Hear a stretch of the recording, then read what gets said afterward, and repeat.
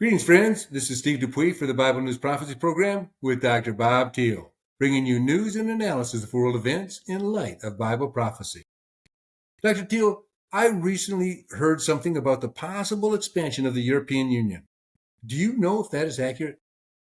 Well, this week, the EU approved the 2025 EU Enlargement Package. We read about this here. The European Commission released its annual enlargement report. There's movement on Europe's waiting list. 10 countries are officially candidates to join the EU. Albania, Bosnia and Herzegovina, Georgia, Moldova, Montenegro, North Macedonia, Serbia, Kosovo, Turkey, and Ukraine.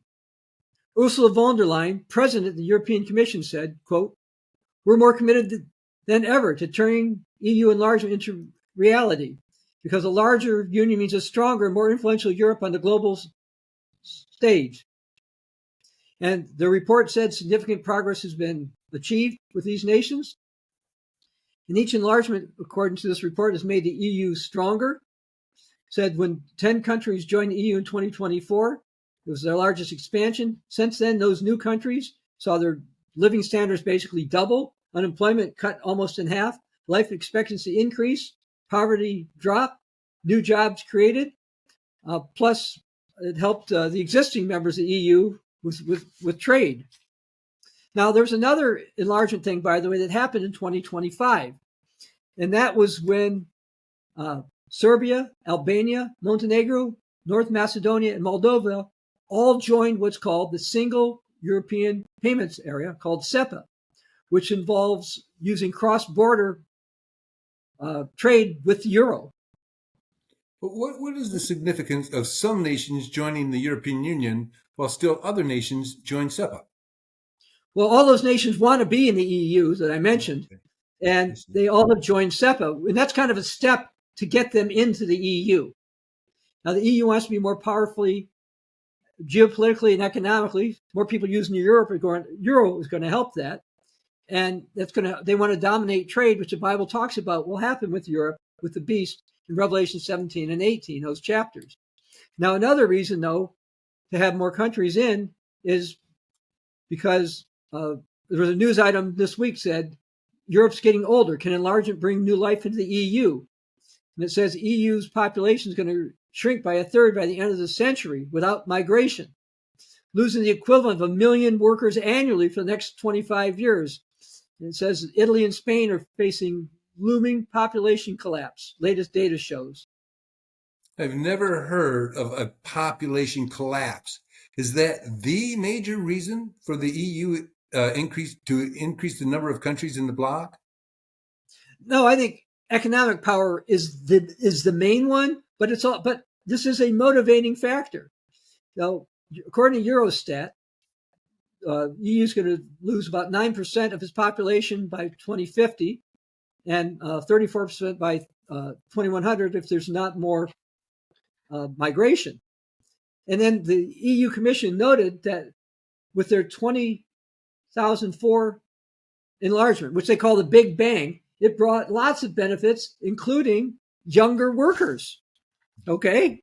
And so that will help. And then they did a survey recently that 56% of the EU citizens are in favor of further EU enlargement. An enlarged EU means more people, more economic strength, more power in international trade, more strength for the euro, and less need of the United States of America. So yes, we expect enlargement consistent with prophecies in Daniel and Revelation. And Europe wants to expand. Now, when it expands, one problem the EU has right now is it's very bureaucratic. And if they had 5 or 10 more countries, it'll even probably be worse. Well, the Bible tells us in Revelation 17, verses 12 and 13, that Europe is going to have to then reorganize. 10 kings are going to get power for a time who don't have it now, so that's a reorganization. But even then, they won't be able to do it. And they're going to turn their power over to a strongman, a dictator, the totalitarian leader called the beast. And that's how they're going to do it. Now, as far as expansion, one part with the EU I want to talk about is the Balkan Peninsula. Currently, you've got nations in or by the Balkan Peninsula that are in the EU, such as Slovenia, Greece, Bulgaria, Croatia, and Romania. And many EU leaders want the rest of the Balkan nations in as well. I want to read something from this past spring from Euronews. The enlargement to the Western Balkans is widely considered a key foreign policy tool and strategic priority in the EU as a whole, to the point that European Commission President Ursula von der Leyen referred to it as, quote, the reunification of Europe in her State of the Union speech. But what did the president mean by the reunification of Europe? Well, basically, the only times Europe was really united was under ancient Roman Empire, the so-called Holy Roman Empire. So they're looking doing something like the resurrected Holy Roman Empire. Wow. Now, as far as the Balkans go, last fall, the Chancellor of Germany said, quote, the European Union is only complete with the Western Balkans part of it. And that was confirmed by Ursula von der Leyen. And this past spring, it's reported that EU leaders want the Balkans because of geography, it's on the continent, minerals, including rare earth minerals, and military reasons. Now, a lot of these Western Balkan nations waited a long time to be in, and they thought they'd be in by now. But because they're not, you've got places like, let's say, Serbia, and they've made some deals with Russia and with China that the EU is not super thrilled about.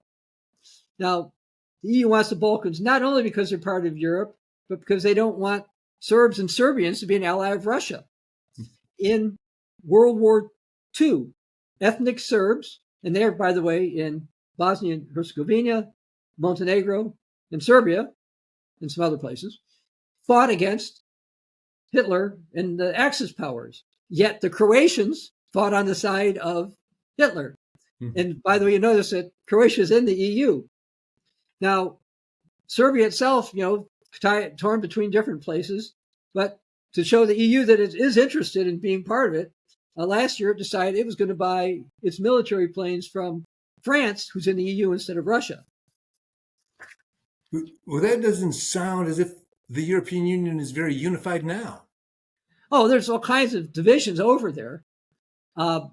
But the Bible has a prophecy about that's going to happen anyway.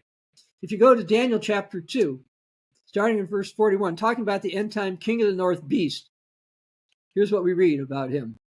Whereas you saw the feet and toes, partly of potter's clay and partly of iron, the kingdom shall be divided, yet the strength of iron shall be in it, just as you saw the iron mixed with ceramic clay. And as the toes of the feet were partly of iron and partly of clay, so the kingdom shall be partly strong and partly fragile. Now think about toes. How many toes do people normally have? 10. Remember, in Revelation 17, 12, and 13, that reorganization talks about 10 kings. And this ties into this 10 over here. The reorganization is going to happen in Europe. I don't believe Europe's going to be just 10 currently existing nations, because it says those kings didn't have power at the time, or kingdom at the time. Well, anyway, let's look at a key verse in Daniel 2. This is verse 43. As you saw iron mixed with ceramic clay, they will mingle with the seed of men, but they will not adhere to one another, just as iron does not mix with clay. Well, don't those verses themselves indicate that Europe won't be unified? Well, they're going to be unified under a dictator, but a lot of people won't care for each other. Okay. But that being said, the Bible prophesied what we are now seeing as the EU. I want to go to Daniel chapter 8 and read verse 9. Because it said that European beast power was going to expand to the south and east, quote, and out of one of them came a little horn, which grew exceedingly great toward the south and toward the east and toward the glorious land. Now, even though that probably had past fulfillment, this seems to be a dual prophecy. Now, what formed at first in Europe was this little group called the Benelux nations. It was Belgium, Netherlands, and Luxembourg. Then France and Germany and others became part of it, the European Common Market, etc. Now, currently, with all the expansion, which has mostly been to the south and the east, you got 450 million people part of the EU. It's got 27 member states currently. Now, the old radio Church of God evangelist Dr. Herman Hay, back in 1965, he taught that the little horn of Daniel 8 was the power that would become the final king of the north. He wrote, turn to your Bible to Daniel 8, verse 9. And Out of one of them came forth a little horn, which waxed exceedingly great toward the south and toward the east and toward the pleasant land. The king of the north. The little horn in Daniel 8 is none other than the last king of the four divisions of the Alexander's empire. He is, in fact, the final king of the north described in Daniel 11. Now, the EU itself has demonstrated a willingness in history to enlarge from that direction. Now, of course, not everybody in the Balkans or Ukraine or Moldova wants to be in the EU, but I think they will be in there for a time, based on those prophecies in Daniel 8. In fact, that many people in Balkans do want to be in there, and the EU wants them. So I think they temporarily will be in. Now I want to go to Revelation 17 and read verses 10 and 11. Another prophecy. There's 7 kings. 5 have fallen. One is, the other's not yet come. When he comes, he must continue a short time. The beast that was and is not is himself also the 8th, is of the 7, and he's going to perdition. How does the European Union fit into that prophecy of 7 kings? The EU seems to be the 6th king above. Well, who's the 7th king? The beast of Revelation chapter 13. The one, when they reorganize, the one they're going to give power to. The one that will be a totalitarian dictator. And the one where we will see what you could call a resurrected Holy Empire or a reunification of Europe, perhaps has never been seen in all of world history. I expect that the EU is going to expand and have additional nations consistent with the prophecy. This will include those of the Balkans, partially because of the prophecy in Daniel 2:41 to 43, and some written by Jeremiah. I've long believed that some of the nations who are going to be in the EU are only going to temporarily support the beast power, and they're going to turn against it. I think some will become disillusioned, disappointed by the EU, and they're likely to back out of it. And that might include Balkan countries such as Serbia. Now, that being said, enlargement is the goal of the EU, and prophetically, we know the beast power will be large. Now, we have a free ebook I want to hold up here, mentioned, called Lost Tribes and Prophecies. Now, it's available at ccog.org. Go to the literature tab, click under books and booklets. It's free. We don't ask for email. It doesn't ask you for money. But it tells you the prophecy is going to affect not only Europe, but North America, Asia, and the rest. But specifically, spends more time on Europe. Because a lot of people do not understand what Europe is prophesied to do and the steps they're going to be taking. And a lot of those are in here with prophecies from your Bible. And so again, it's at ccog.org. And by the way, perhaps I should mention that the EU's got another enlargement forum scheduled for November 18th, 2025, in their Charlemagne building. And Charlemagne was one of these Holy Roman emperors. Anyway, the EU wants to enlarge. It wants the Balkans. The Balkans want it. And the reality is, you see what's going on in Europe. Europe is moving toward its prophesied destiny. It will enlarge and it will become a dictatorship. It will be led by the beast of Revelation 13. He's the one got to do with 666 and all these other types of things. A lot of people are not looking in the right direction, but that's what's going on. Again, we have more information about that in our free book, Lost Tribes and Prophecies. Thank you, Dr. Teal. For more interviews with Dr. Teal, in addition to written as well as audio articles, visit our website at BibleNewsProphecy.net. This is Steve Dupuy for the Bible News Prophecy Program.